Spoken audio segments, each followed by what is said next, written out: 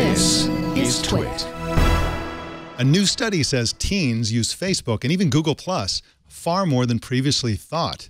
The Pew Research Center found that 71% of teens aged 13 to 17 use Facebook, for example, which contradicts the conventional wisdom that teens have abandoned Facebook for smaller social networks and messaging apps.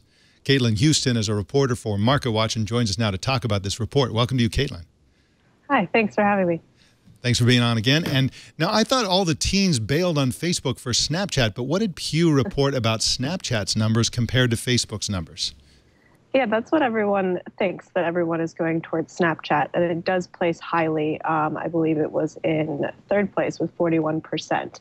But Facebook is still clearly the lead with 71%, and it's the most frequently used. So they don't only have it, they're going to it the most. So what about Instagram? I think that that's one that people have said is popular with the younger kids. So yes. What are we seeing with that still? That is very true. It comes in second place with 52%, and it's obviously owned by Facebook. So this is very good news for Facebook overall. But maybe the biggest surprise of this is that Twitter and Google Plus were tied for fourth place in terms of the networks that teens are using. Now, Twitter's pretty straightforward because Twitter is Twitter, but Google Plus is a more complex situation. I mean, I spend a lot of time on Google Plus, and I don't see a lot of teenagers wandering around there. What is behind those Google Plus numbers?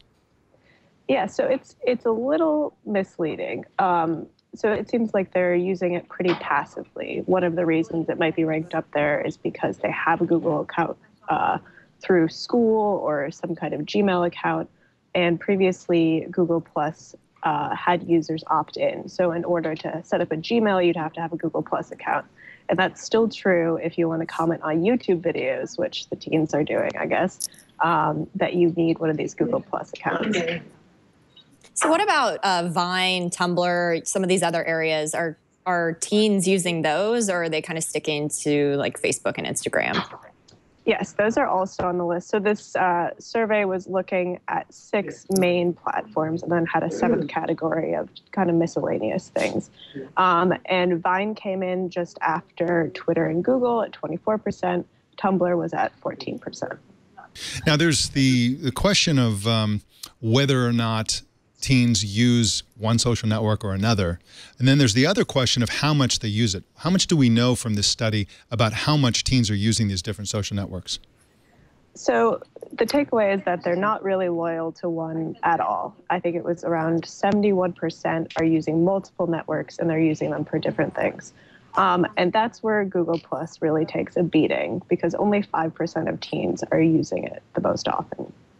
Yeah, and this is one of those confusing things about Google Plus, because they integrated and then they partially disintegrated the password for Google Plus. So essentially, my guess is, for the most part, these teens are reporting that whether they know they're using Google Plus or not. For example, I would be stunned if only 33% of teens that age are using YouTube, and YouTube requires a Google Plus password, which theoretically means that they could be counted as Google Plus users. And so it seems too high for actual Google Plus usage, but way too low for YouTube usage. So the Google Plus number, I think, is not as trustworthy as probably some of these other numbers. It doesn't really say what it seems to say. And so that is something to be taken with a grain of salt. But I think that in general, this is a somewhat surprising study. Caitlin Houston is at MarketWatch.com, and you can follow her on Twitter at HoustonCA. Thanks for joining us today, Caitlin. Thanks so much.